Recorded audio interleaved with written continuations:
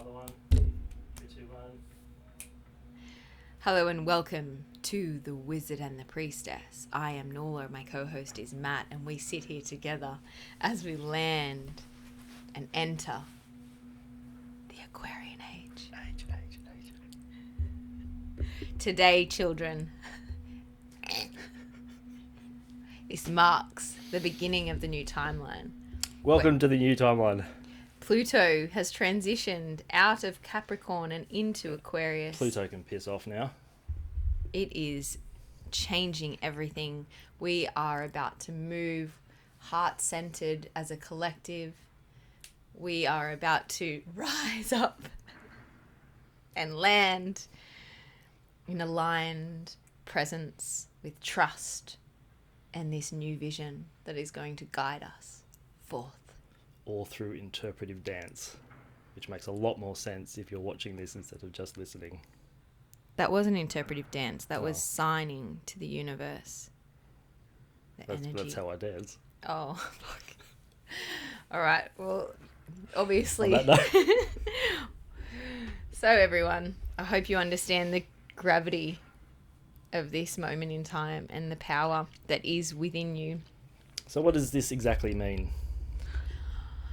Exactly, I don't know, but it could. Ballpark it. Ballpark. Sort of the last 6 months, we had the full moon over the weekend, and this last 6 months has essentially been bringing up all of that hidden shadow stuff that we've been blocking in Pluto. Eclipse way out there. Season still? No, we're through that now. Oh, okay. Or we're sort of through that now, as of now. Oh. Like we've kind of like all of that energy. Officially, as you're listening to this, we are like, it's sort of like, you know, the air is like the air is out. Okay. And now we actually can see what was behind that inflatable balloon.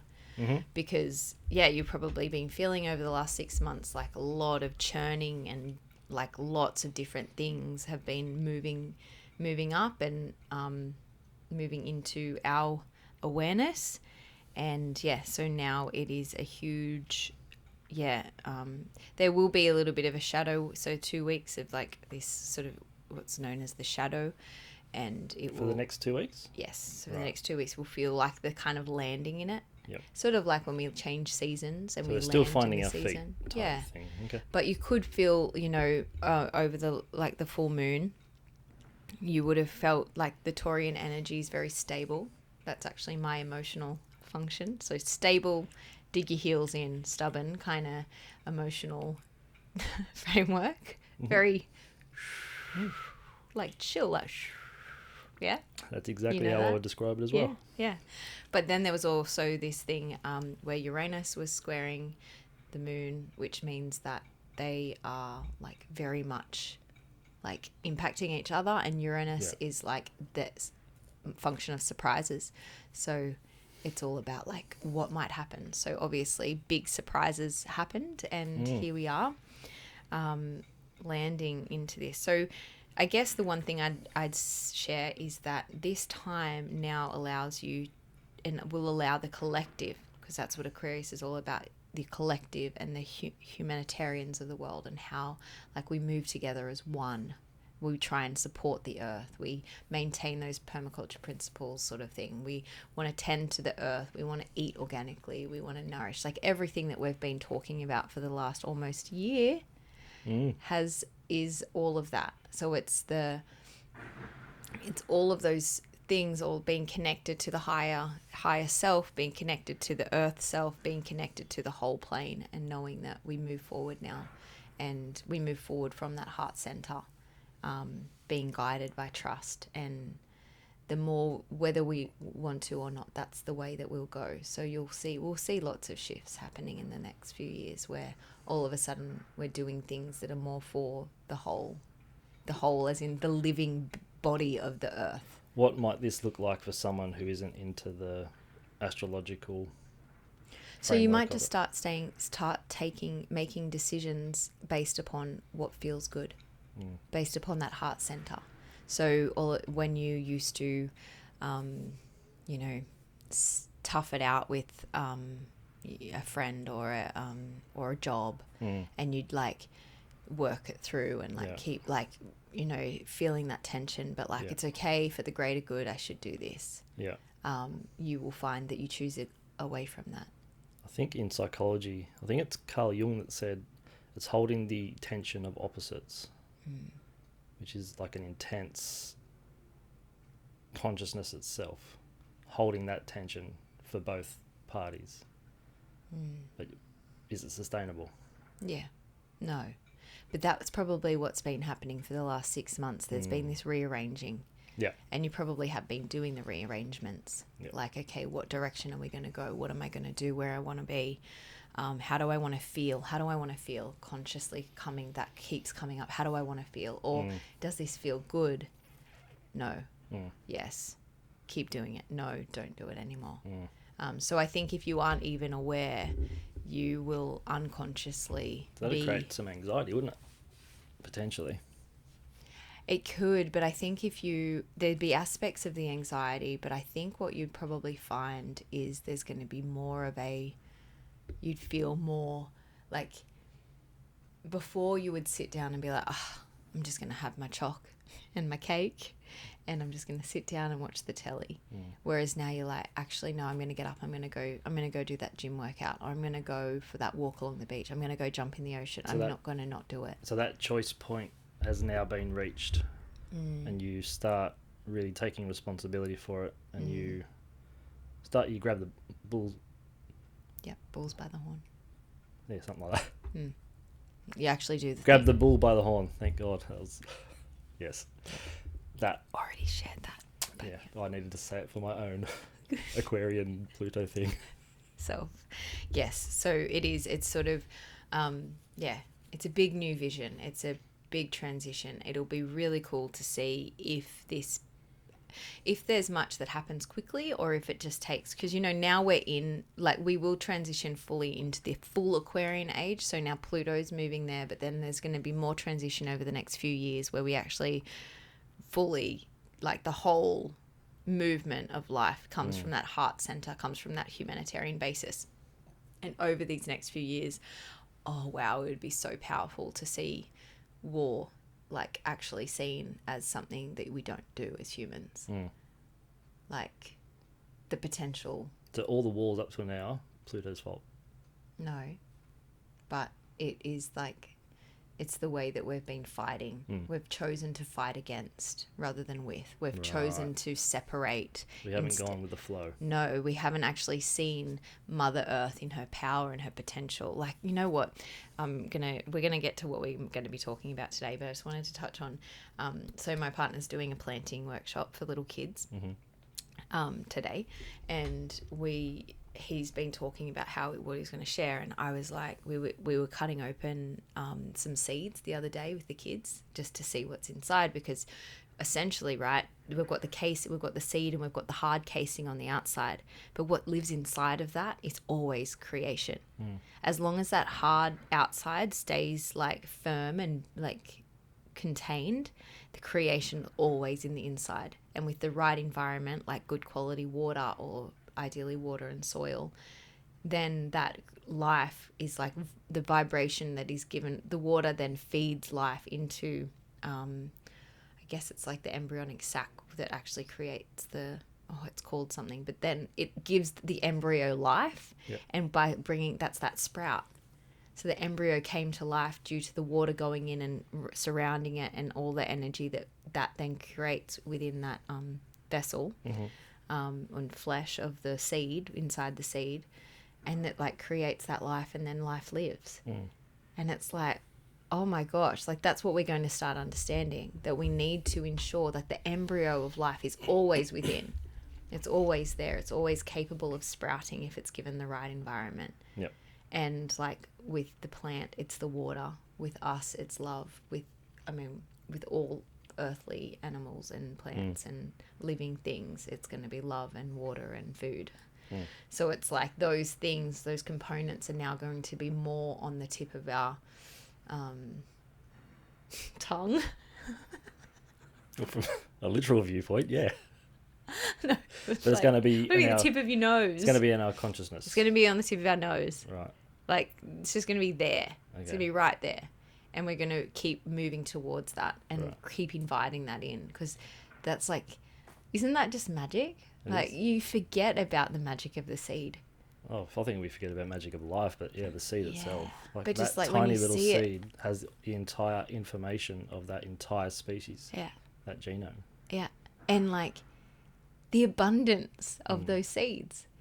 Like they also did a tomato part where with the little kids, and they open up the tomato and count out how many tomatoes. There's like, well, realistically, there's like 20 to 50 in a tiny cherry tomato. Yeah. That is 20 to 50 opportunities of that tomato seed. And in each one of those is 20 to 50. On and on it goes. It's just magic. And obviously humans are the same, but when you can actually hold the seed in your hand, and it's dried. You know, the seed bank where it like, thank God for seed banks, but like they house the universe, right? Right there. And they're all dried out. They're all just waiting for the right nutrients to bring them to life, because there's the life that is living inside of it, just waiting. Amazing.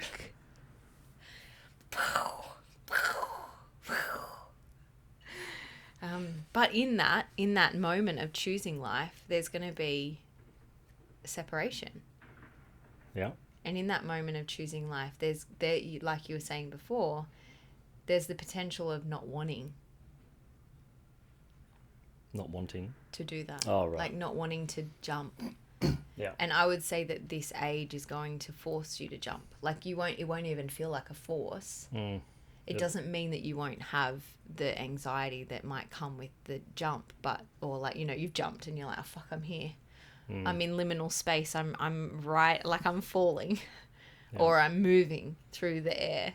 Yeah, I think a lot of people see that as the universe going against them.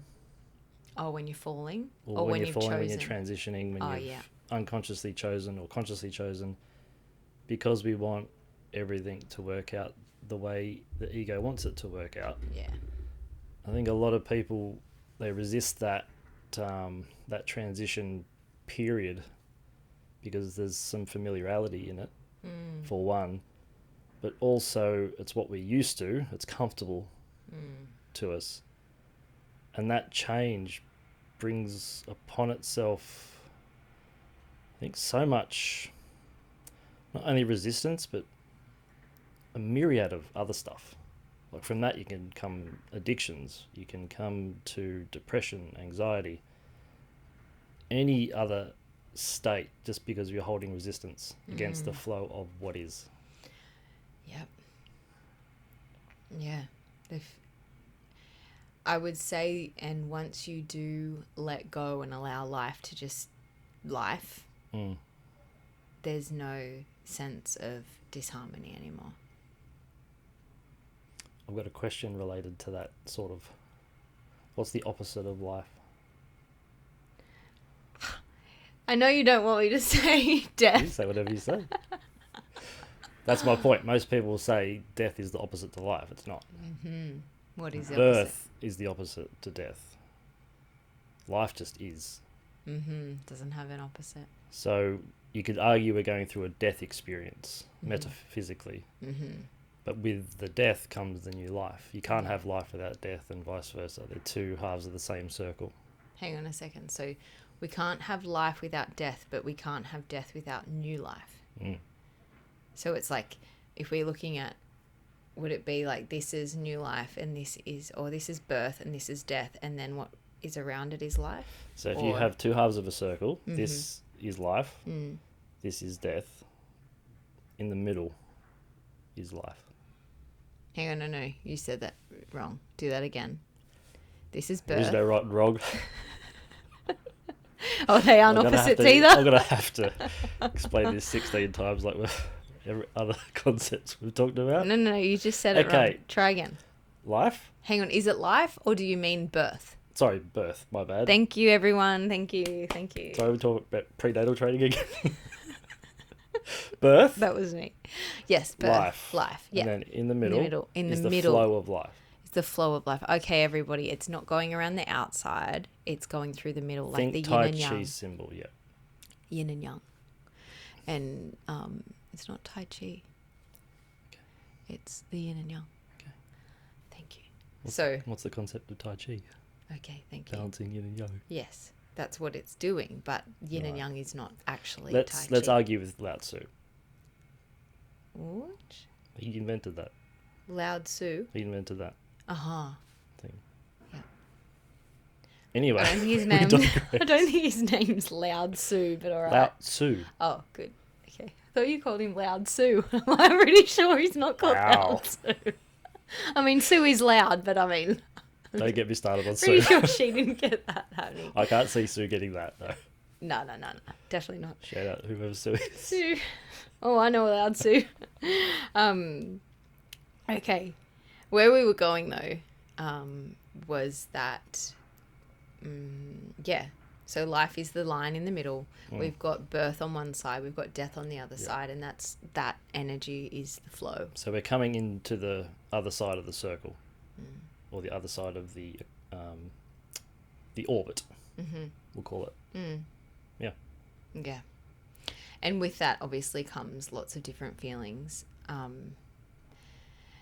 want to come back to what you shared about the thing with when we're going through a transition and we're feeling lots of feelings and we are trying to grapple with acceptance because it isn't going as planned.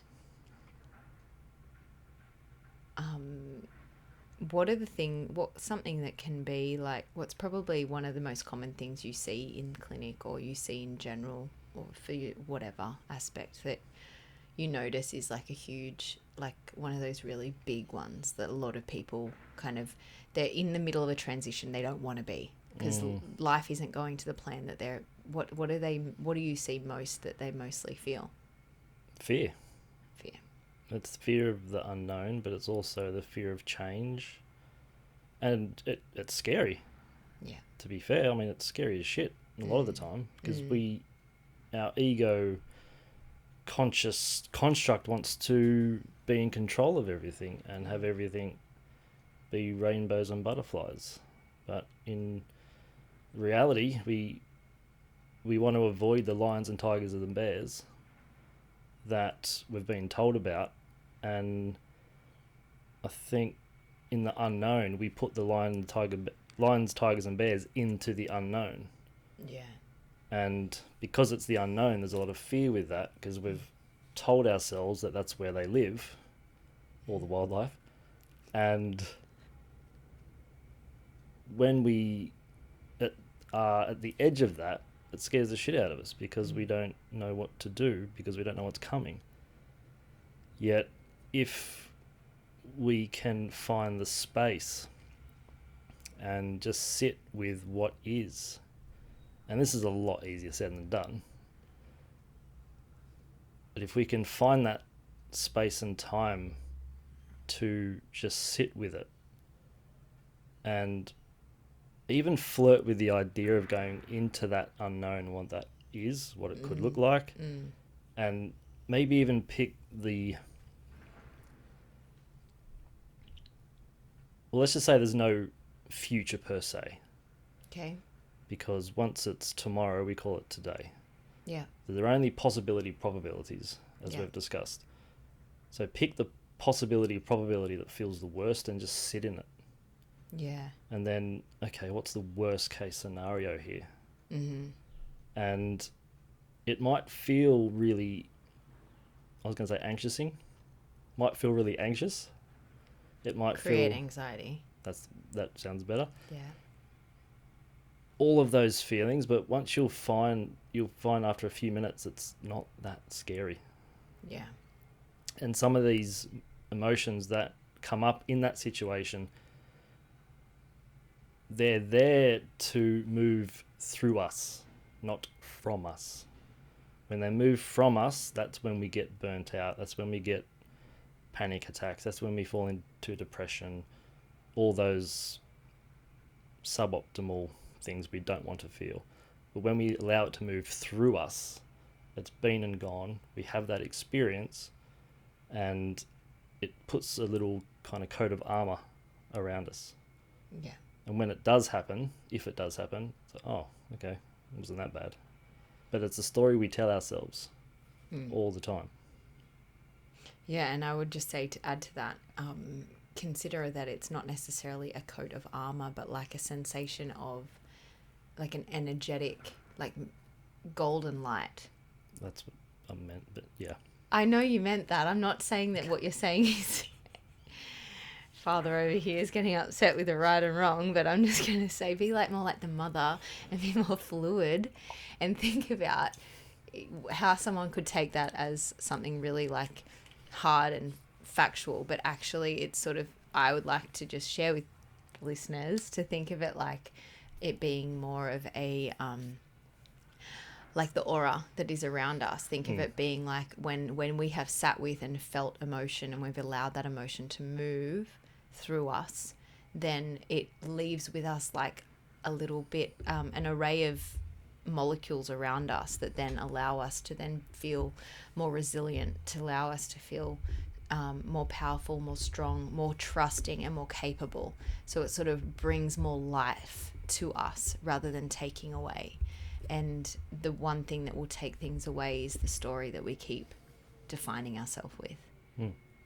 Because how often does the story we tell ourselves match the story that we tell others? Or when I say the story we tell others is how others perceive us. Very rarely. It's never the same. No. So until those stories match up, you'll be in that voidy bit. Yeah, for sure. And so when we were talking about this idea of transition and this sensation of potential feelings of anxiety, especially anxiety because we're worried and concerned and fearful about the future. So we're just holding on, essentially. Yeah. Holding on. You wanted to dive into that a little bit more. So did you have more to go there so I can give my example after you share? No, I think you should go first. Ladies first. We were just talking about, as we're preparing for today, just these feelings that come and that, we trust and we let them move through. But something that came up for me in terms of what we were, like the word that Matt wanted to speak of in this time that he hasn't shared just yet, but was separation anxiety. So it's like that actual separation as you transition. Did you want me to intro it like I that? did. Oh. Well, it's asterisked there for you. Anyway, that feeling that we don't actually let go or we don't actually do the thing that we should be doing. We're not actually trusting when something's banging, like telling us to do something differently. Matt and I shared that we both do this, and we will hold and encase something until its life is completely like dust. Hold on. Dear life. It's like dust. Other than that, we're pretty perfect. Yeah, I mean, fuck, look at us. Look at your shirt. Love that shirt for you, Aquarian age. Here we go. This is how I roll now. Yeah, so that feeling of separation anxiety. And do you want to take that or shall I continue? I think you've got good momentum. So one thing about that and that part that you were going to share, which you will take and share in a minute, is this idea of, we don't do things because we don't feel comfortable. It doesn't feel comfortable. Those lions and tigers and bears are there. And we're like, okay, you're on the other side. You're not where I want to go. But when we actually lean in and we find that lion hits us square in the face, we actually can release all of that. But it's until we lean in and let that lion essentially meet us and greet us and then understand that. And for example, in like an actual example is like, okay, we don't want to leave the job. Like, I don't want to go. I love this job. I'm not actually recognizing and seeing that I am the lion. The lion is already a part of me because I'm consumed by something that doesn't feel right. And that line could also be just for the paycheck as well. Totally. And all of those feelings, but we're doing that from a lack of alignment as well. We're not in peace. We're not peaceful.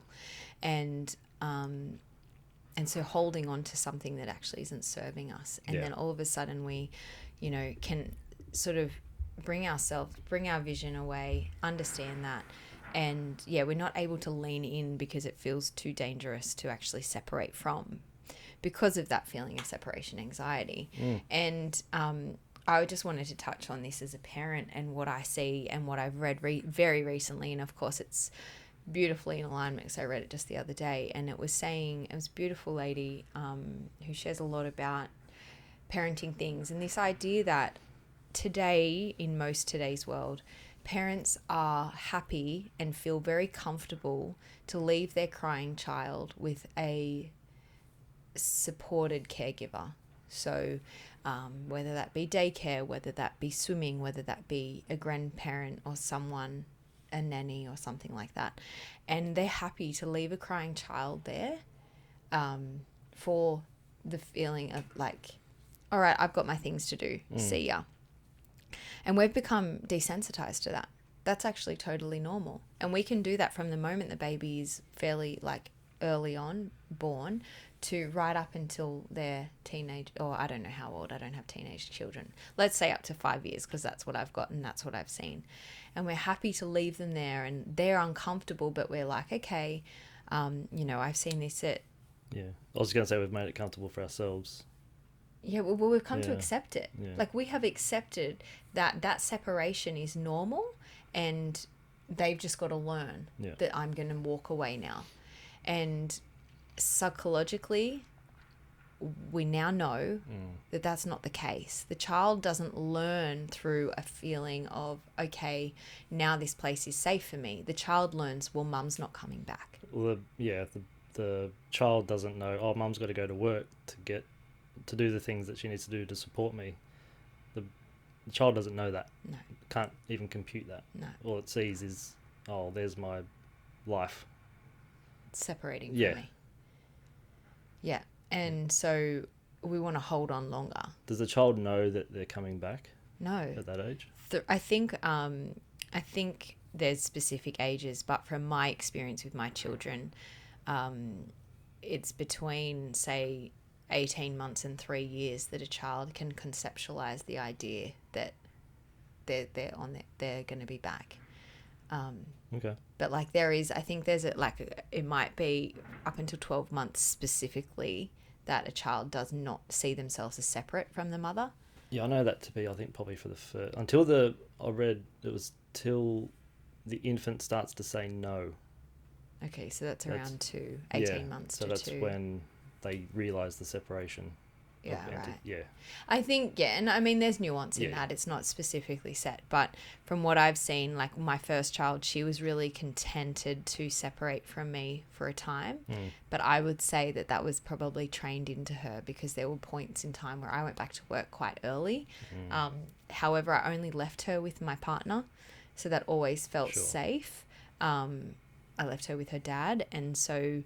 there was a difference in that. It was never, and she didn't often cry when I left. There were moments when she would cry, but I think that was almost a training for when she did go to, I did nanny share care. So with one other child, and we had a nanny, and that she never had a problem with that from about 18 months. Whereas my next child, second child, she had even now she's 3 and I have, she doesn't like to be left without me or her dad.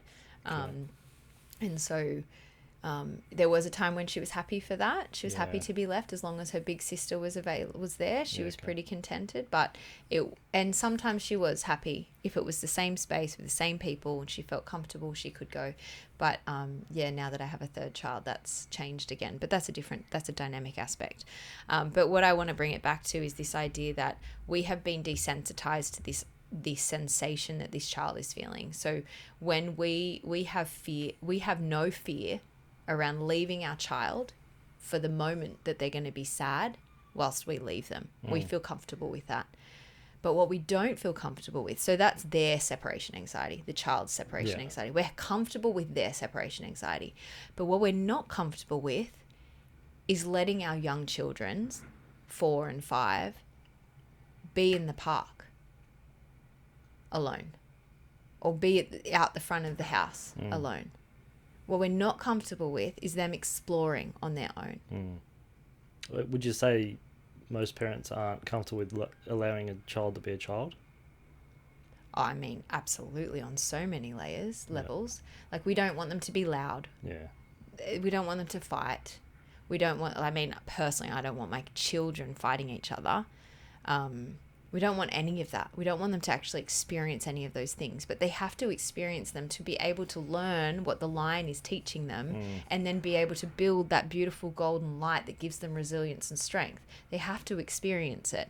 Now, man, if I could do something to allow my children to find their way and footing and be enough for them, that they can gently transition to being bigger sisters, amazing. I would love it. But fortunate or unfortunate, this is the position we're in. And I'm trying to hold space enough for each of them that they don't kill each other, but at the same time they find their way to understand that what they're doing is not okay. And if they're feeling a feeling, they always have to, they don't hurt each other for that feeling. All those bits and pieces. But it's sort of this, so that's one aspect of like, we don't allow kids to be kids. Yeah. We don't allow, like, the hardest part of parenting sometimes is the embarrassment you can feel from others. I don't feel that so often, but I definitely see it in a lot of parents. Like, it's a hard thing. It is hard. I mean, I find it hard too if my kid's having a tantrum. The other parents judging you for your child having a Yeah, tantrum. I mean, maybe. I don't mind that, but I think that can be for sure. But it's more, for me, it's like, I'll usually, now I'm just baby carrying, and then the 3-year-old's running off and upset because I haven't done what she wanted exactly how she wanted. And I know it's just a feeling of disconnect from me, and she wants to be connected and she can't be because there's a baby in front of me, and that's really hard for her. So then I'm grappling with her. She's trying to run away, and then 5-year-old's decided she wants to do something else and she's upset because she's hungry. So it's, you know, it can be a big time. And then you're sitting there going, okay, how do I get us home? Because I need to get us all home now, because the bomb, I don't know why you said you were tired. Exploding. I'm fine. I'm not tired at all. But anyway, my point is that I want to come back to this point, that is, we are not comfortable because it's our own separation anxiety. Whereas when it's their separation anxiety, we're okay with that. Fine, yeah. And I'm not saying that, you know, we can't, you can't do that. Like, I'm not saying not to. I'm just saying, let's look at it from the bigger picture. Are you forcing them to, you know, from a human perspective, like you shared, the lions and tigers and bears, let's say swimming lessons, the lions and tigers and bears are in that pool because my mum's not there. And we're forcing them into the pool. Yeah. Whereas we'll stay in the shit job, or we'll stay in the terrible relationship for longer than we should, because it's we don't want to rip the band out. Yeah. And so but now we're in the new age, so you got permission. You got permission to just rip the band-aid off. Yeah. Get out, like, go nuts. But it's a really hard thing from a parent perspective. Like, I want them to learn how to swim, and I know it'll take 3 times. It's like, I want to teach them how to sleep, and it'll take 3 nights of just separating, forcing that separation. I mean, I can also speak from the experience of being a breastfeeding mother. I got to say just under 2 years with my second child, and she didn't want to stop. She wasn't ready, because toddler, essentially, ideally, we'd breastfeed until they're 3. We could breastfeed them longer than that, but ideally, we're breastfeeding them till they're 3. That helps them build that Renmai channel, that connected channel, that held, like, the mother is, I'm safe with the mother, she's one with me. That is the ideal. What's it called? Renmai. It's the channel that runs from the mouth all the way down to the perineum. It's the front, the mother channel, and then the do-my being the father channel, the one that runs down the back, and create the circle, right? I know that as the microcosmic orbit. So good. It's all one in the same. But yeah, so we have that connection that is it actually takes those years to form. Yeah. So, no matter what, no matter how you choose to separate, like how often you have your children, how close in age, how separate you are, it is that thing of like being like, anyway, I digress. I had an experience with my child who didn't want to stop breastfeeding. And there was a point where I was like, I actually cannot continue now.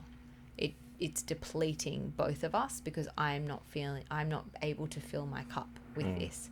So that was a really big experience, and the best I could do was to hold her in her experience of separation. How far was that into breastfeeding? She was 2. 2, okay. Or just before she was 2. So yeah, it was quite somewhat extended in today's the average being 6 months, but not really in comparative to what I would, what people do and have done before. Sure.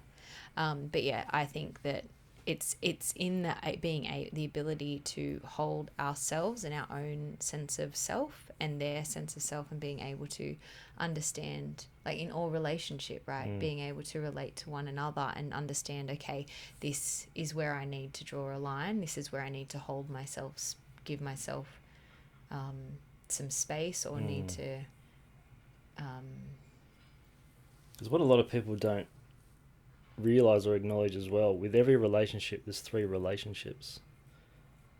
There's the relationship between you and them, and then the relationship itself is you've created its own, what's called an egregore, like its own thought form. So there's the 3 relationships in the one relationship. And I know Paul Chek talks about the I, we, all concept. So you can't have a healthy we without 2 healthy I's. As in me, and you. So our relationship. Us. Yeah.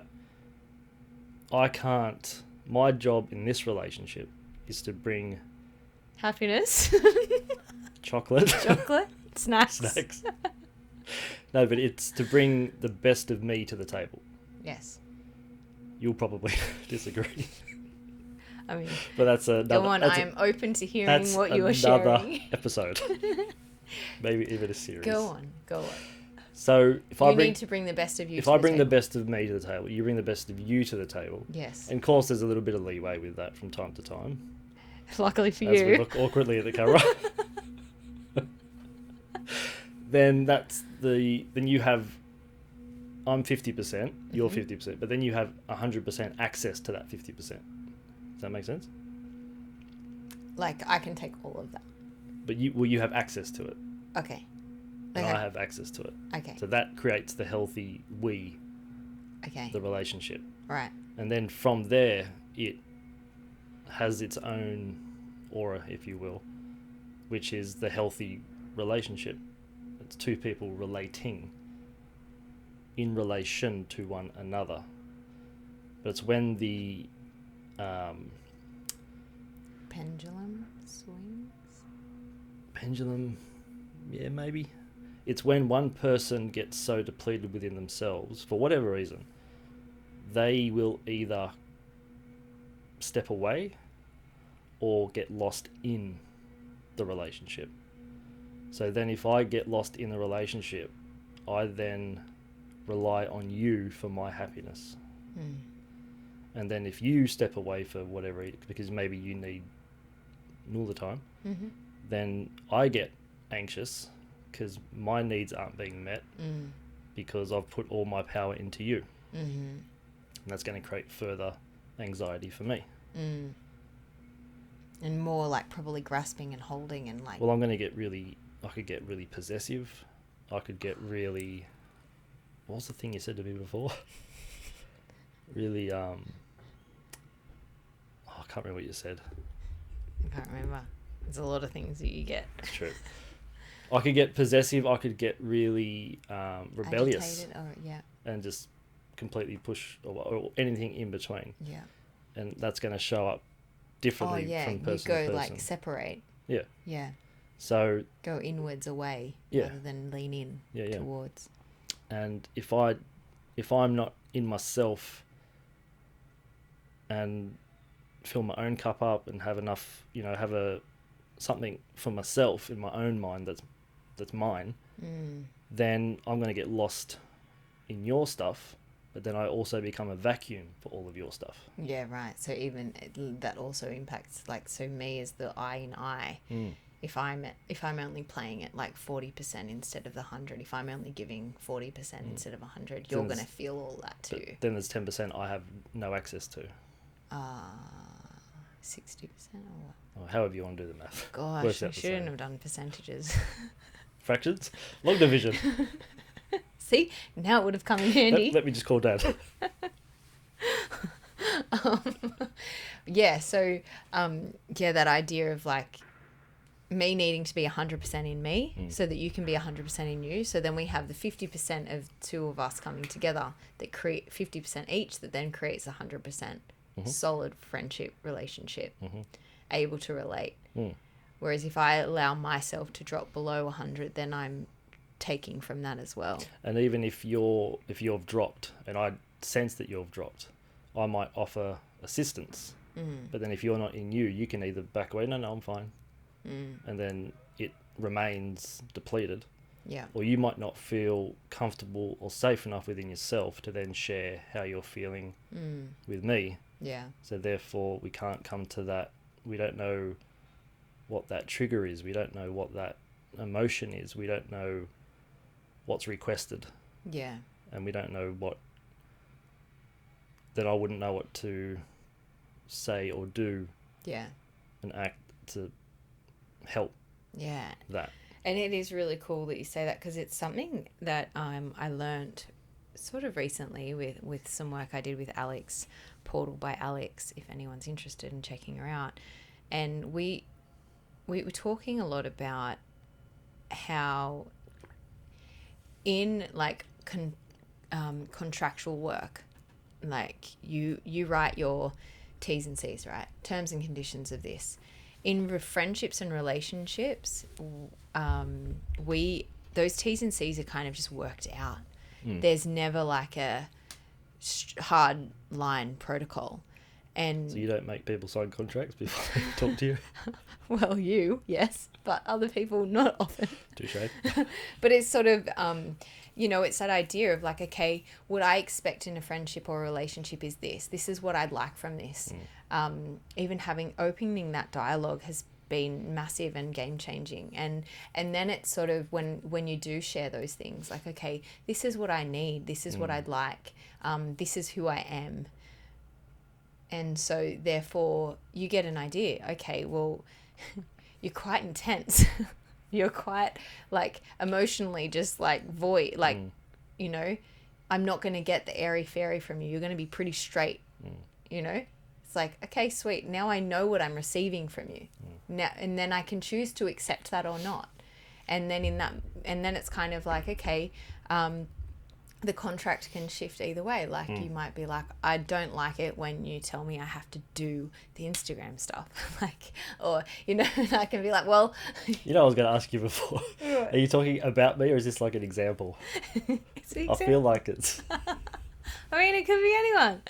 But I think it's really. So that's the triggered event. You know what? I guess. No. What I would say in that is just this feeling of when you are in flow and symbiosis, when something feels really simple and flowing, you're probably choosing correctly. That doesn't mean that there's no shake, there's no lions and tigers and bears, but it's the ability to lean into that lion and tiger and bear and find it, pull it out, understand what that trigger is, and then be able to form a more solid, to create that more ambiance within that center, right? So if we've got our 100, we need to look at our own lions and tigers and bears, be conscious of them, keep working through them, and becoming aware that we can lean in and allow that transition. Also, because I'm going to bring up your lions, tigers, and bears, and vice versa. Yeah, for sure. Yeah. So I think my lions and tigers, if you're watching the video, I think my lions and tigers and bears are over to my left. Then we have our friendship in the middle, and then your lions and tigers and bears are over there. So then we're kind of like, I think they're over here, but they're actually in here. But yeah, I was going to say then. They're actually talking to each other. To the degree you do say something that activates my. Yes. That I can see, I'm seeing your. What are we using? Like tigers. Tigers. I can see your tiger, but that's because my tiger isn't settled yet. Yeah. I haven't healed my tiger. You haven't lent into that tiger. No. So your tiger is going to piss me off. In other words, your spirit is going to irritate my demon, aka tiger. Oh, okay. Because say for example, this tiger is no longer a tiger. It's a tiger that's like within me. Yeah. And then your tiger's over there being like, for you. Because we are our lions and tigers and bears. Yeah. So we've just got to keep bringing them in and so you know how you can, to them. you have a conversation with someone. You might not have ever met them before, but you know exactly what's going on, and it's like you can feel either their trauma or how lovely they are, or whatever that is. Yes. Because you're seeing yourself in them. Mm-hmm. So the actual bi-directional relationship is really, if I can go metaphysical for just a second, is really an illusion. Especially if we all come from intelligent infinity, one point of consciousness, then